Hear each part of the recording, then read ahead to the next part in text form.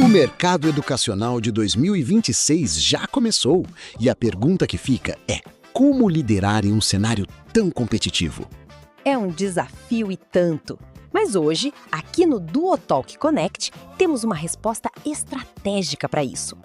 Exatamente! Vamos compartilhar a palestra exclusiva de Victor Vieira, CSO da Sharp Performance Media. O tema? Marketing de intenção. É uma visão consultiva indispensável sobre como quebrar padrões e otimizar a captação. Fiquem agora com o painel. Rompendo o tradicionalismo para liderar a captura de alunos, né? Então vou trazer um pouco das inovações.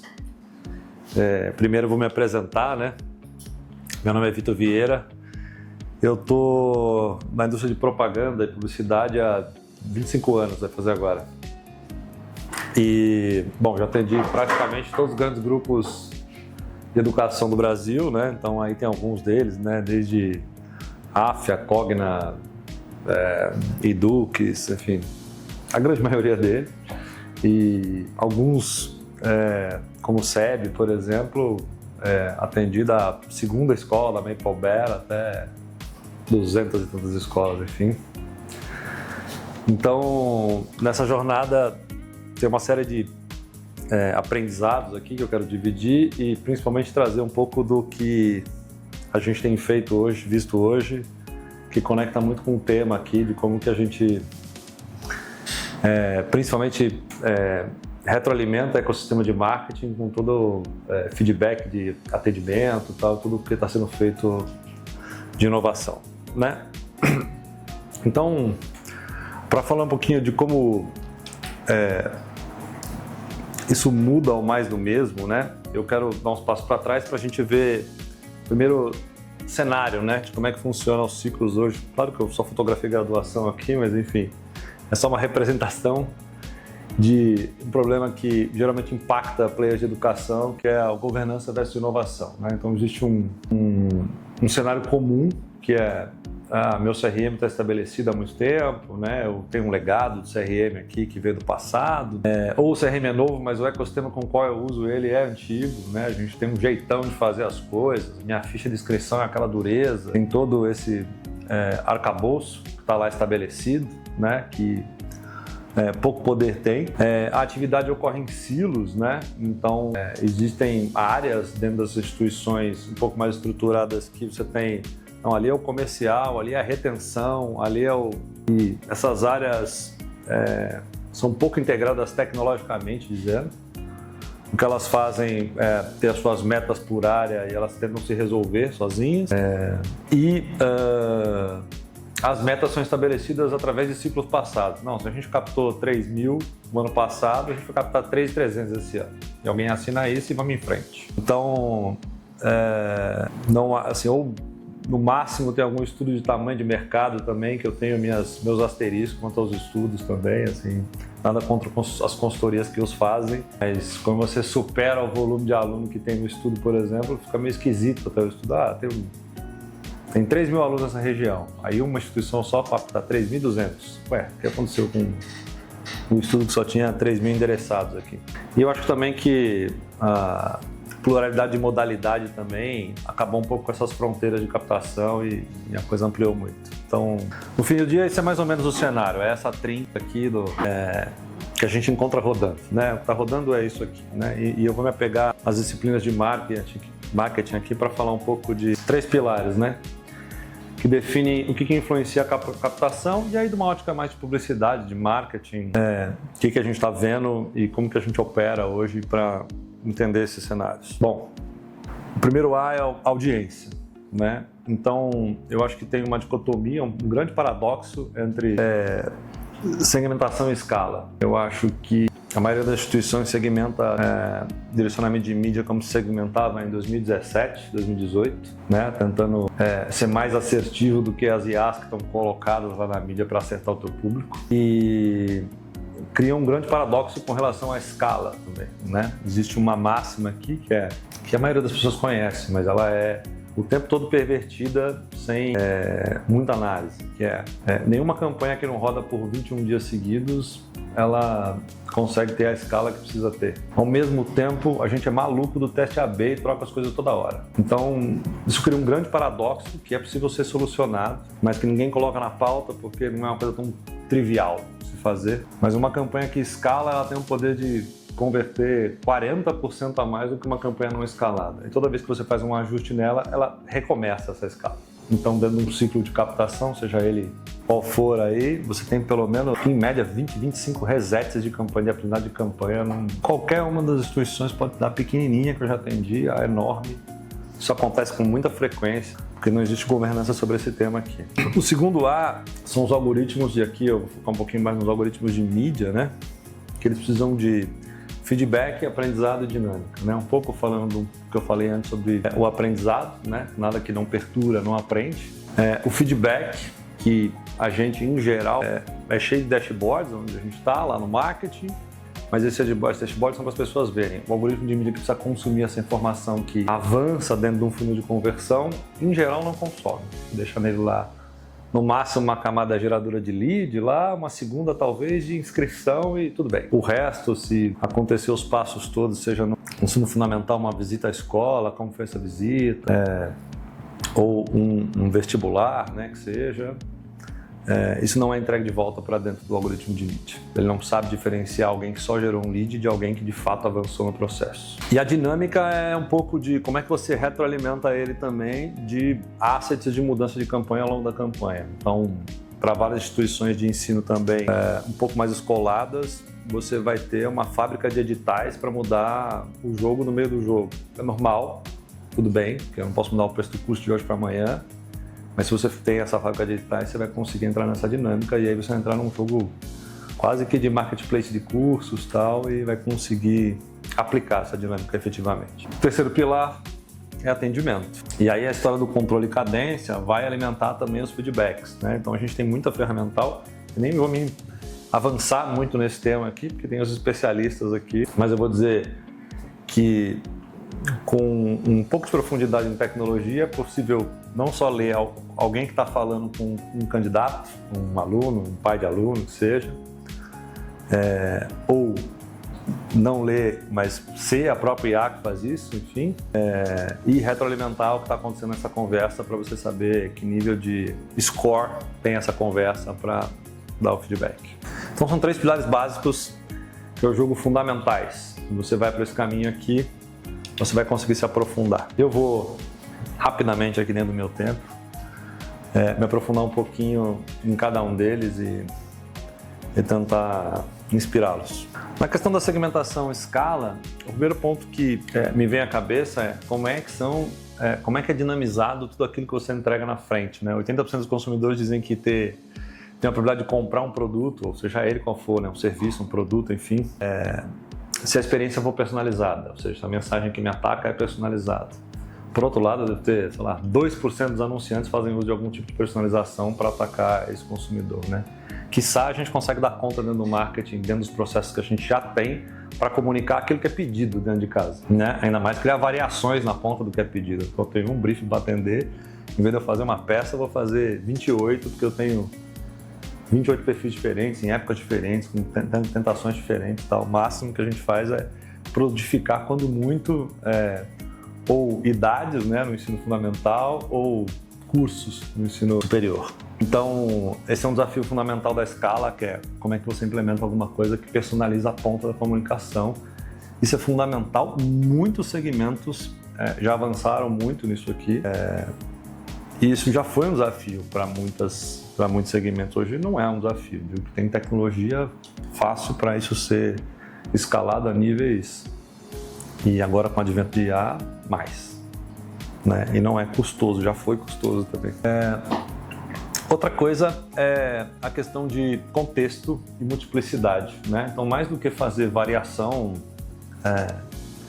criativa, libertar o algoritmo de mídia para conseguir entender contextos diferentes, né? Que tem um exemplo de um tênis, né? E aí, em geral, quando você faz segmentações manuais, você vai cair atleta, colecionadores de tênis e criadores de tendência de moda, mas vai esquecer possivelmente uma entusiasta de saúde e uma mãe de primeira viagem e tal, e não vai conseguir, em busca de calçados confortáveis, e não vai conseguir exatamente atacar todos os públicos possíveis, né? Quando você liberta essa questão de segmentar campanhas por volume, para tentar segmentar as campanhas por intenção, por qualidade dessa geração de lead, isso muda completamente esse panorama aqui. E você começa a trabalhar com muito mais profundidade, de novo, e libertar a história do tentar acertar mais do que um algoritmo, do que um IA de mídia.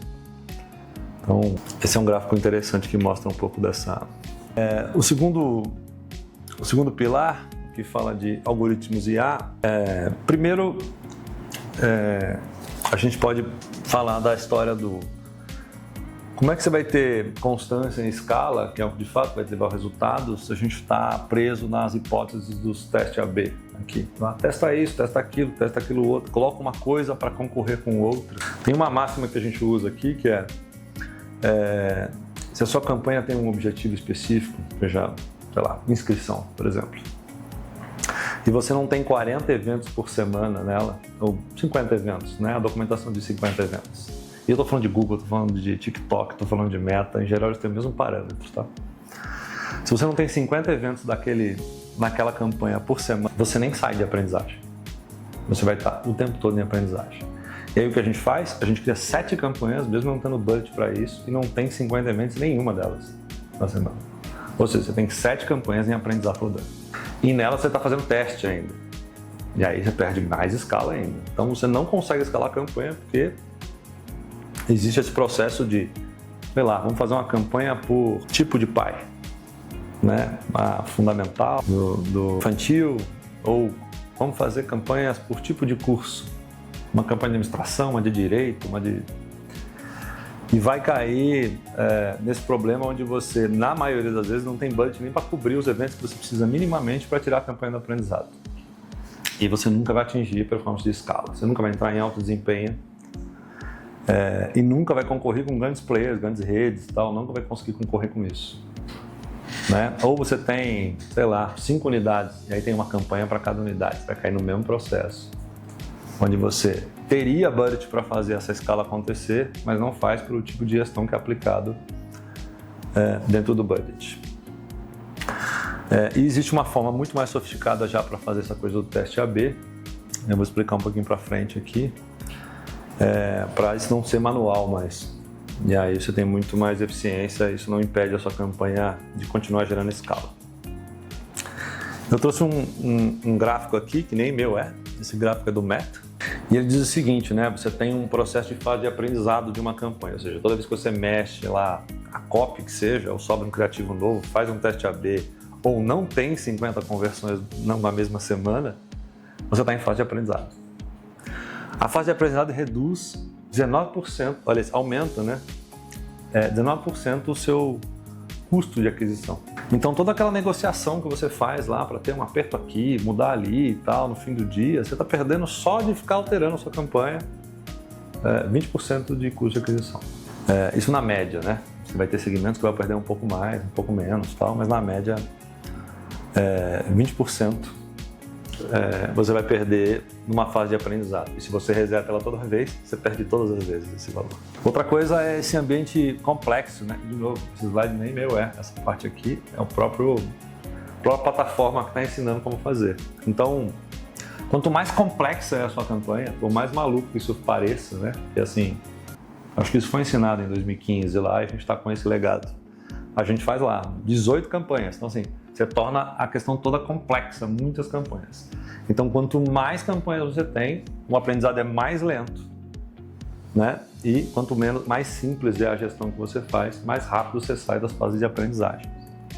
Então, o estado da arte de quem opera campanhas digitais não é abrir um business manager lá de mídia e olhar e ter... eu tenho 30 campanhas com 90 criativos, como se vende todo dia, tá? Assim, eu assisto esses vídeos todos os dias. Você ter uma campanha, um conjunto, um criativo, que tem que ser dinâmico, eu vou mostrar como fazer aqui, né, como a técnica. Esse é o estado da arte, se você conseguir chegar nisso aí você gabaritou. Como fazer isso funcionar para qualquer segmento, É um desafio de fato, mas existem maneiras. Bom, aqui fala um pouco de otimizar os eventos da sua campanha para níveis mais profundos do seu funil, e aqui eu vou entrar um pouco mais, né? Mesmo quando você tem um pouco mais de budget, você deveria querer otimizar a sua campanha por estágios mais profundos do seu funil de conversão. Então, por exemplo, eu deveria no ensino fundamental, se isso é um evento importante, que é assim, a visita do pai à escola, por exemplo, eu deveria otimizar a minha campanha para gerar mais visitas do pai às escolas e não para leads. Ou se o evento de fazer o vestibular ou ser aprovado no vestibular é um evento importante, isso deveria ser um KPI de otimização da minha campanha. Para isso, você tem que usar técnicas para plugar o teu CRM na tua campanha para ele receber esses eventos aí. Você tem uma redução no custo de compra de 28%. Ou seja, se você não para a sua campanha, você ganha 20% lá. Se você faz os eventos corretos, você ganha mais 28% de CPA. Já ganhei 50% de custo de aquisição só nisso aqui. Bom, aqui é a documentação oficial que fala dos 50 conversões aí e tal. Enfim, não vou ficar lendo o slide, mas é por aí. E no controle cadência, basicamente é você usar o que você conversa com o seu candidato para atualizar os seus veículos de mídia. Então você passa a não usar mais o que a gente chama de third party data, ou dados de terceiros, que é o dados do Meta, onde ele agrupa, né? Não sei se vocês já repararam isso, você está procurando lá um tênis. Aí você clicou num tênis de uma loja, você recebe todos os anúncios de todas as outras lojas concorrentes imediatamente. É porque está todo mundo segmentando igual, e com a educação não é diferente. Se você usar interesses da plataforma, vai estar todo mundo segmentando dessa forma. Então você vai pegar uma audiência contaminada, ou seja, que está assim, mar vermelho total, e está deixando de usar o que você tem de mais importante, que é os dados do seu CRM, para informar para a plataforma, para o Google, para o Meta, enfim, o que é um lead que te interessa, que é o lead do qualificado que andou até tal estágio no funil. Quando você faz isso, você se liberta das segmentações de interesse e se aprofunda em segmentações de qualificação para o teu negócio especificamente, que muito possivelmente é diferente do outro, né? Porque nessa história de ser impactado por um tênis, você vai ser impactado por tênis de R$300 e de R$1.000, porque as pessoas estão todas as campanhas segmentando para vender tênis, ponto. Então, retroalimentar o algoritmo de mídia com atualização e conhecimento do que acontece no seu CRM, seja dentro de um Kanban tradicional, seja dentro de uma conversa de WhatsApp, é fundamental para isso tudo aqui acontecer, né? Então, se você vai usar IA para ler uma conversa de um ser humano falando com alguém, ou se você vai usar IA para fazer a própria conversa, tanto faz. O que você não pode deixar de fazer é, além de fazer um dashboard super bonito de quem avançou no funil, é retroalimentar os dados para o algoritmo de mídia. Em geral, a gente é muito mais visual do que funcional nesse processo. E aí, como é que fica... Vou passar rapidamente aqui, que eu devo estar já no meu tempo aqui. Como é que fica o ecossistema operando sobre esse novo modelo inteligente? Então, vou de trás para frente. No atendimento, é o que eu falei. Muito possivelmente, tudo que acontece lá no teu CRM, isso é uma representação, né? Pode ser uma planilha de Excel, Salesforce, ou seja lá o que for. Tudo que acontece lá dentro é fundamental para você otimizar a conversão de mídia. Mais do que informar a tua agência, né? Muitas vezes é isso, só o teu time de marketing, né? Assim, olha, essa semana os leads estão qualificados ou não estão qualificados, para esperar disso uma atitude que faça o marketing mudar o jogo. Se você conectar isso não precisa nem ser informado, é automático, né? As minhas conversas de 5 anos atrás poderiam ser, olha, os leads que estão sendo gerados não estão qualificados. Hoje não, é assim, quem qualifica o lead é o comercial e ele informa a plataforma o que é qualificado ou não. Então, se você está informando errado a plataforma vai buscar mais gente errada para você. Está informando certo, vai buscar mais gente certa. Então, a culpa de não ter leads qualificados é do próprio comercial, que ou não está qualificando aquilo que deveria, ou classificando, né, aquilo que deveria, ou a gente não está retroalimentando as campanhas. Porque não tem um ser humano lá que vai apertar um botão de qualificar, né? Isso é automático já. Do ponto de vista de algoritmos, bom, basicamente o que você vai ter lá, eu tirei uma foto aqui de alguma coisa, tá? É só uma representação, né? Eu não tenho expectativa que vocês consigam ler a essa distância que tem aqui, mas Mais do que ter na plataforma, quando você está integrado, o custo por lead, por exemplo, ou o custo de registro concluído, que nesse caso aqui é vestibular e fez a inscrição, você tem quanto custou a compra, ou quanto está o LTV projetado, ou quanto está o ROAS projetado lá, né? Então assim, ó, eu posso ter campanhas que estão gerando lead a R$23, que vão me projetar um LTV lá de 134 mil. Mas eu tenho campanhas que estão, sei lá, gerando um lead a R$25, que é mais que 23, mas o meu LTV lá na ponta está 168 mil reais de retorno. Então, assim, gerenciar campanhas por custo de inscrição, custo de lead e tal, é uma coisa até meio míope no fim do dia, porque você vai... Porque, quanto mais você for agressivo na sua oferta de anúncio, mais barato vai ficar esse lead. Só que menor a chance dele converter ao longo da cadeia. Porque você foi... Só como é que você comprova isso efetivamente? Porque senão você vai entrar num ciclo de baixar o custo do lead, porque vamos cair na tolice de que ter mais lead automaticamente é ter mais matrícula. O que não faz sentido, porque quanto mais você fragiliza a comunicação na ponta, mais lead você gera, mais você fragiliza o cliente que está dentro do ciclo dessa captação. Então ele fica... Né? Então eu estou falando lá, primeira mensalidade grátis, seja lá qual for essa oferta. Isso vai aumentar o volume de lead, sem dúvida. Mas será que vai aumentar o churn? Será que vai aumentar a qualidade de quem está entrando no processo de captação? Então, quando você retroalimenta tudo, você escolhe qual o KPI. Eu quero funcionar para maximizar a LTV nessa campanha, não para captar lead. E por aí vai.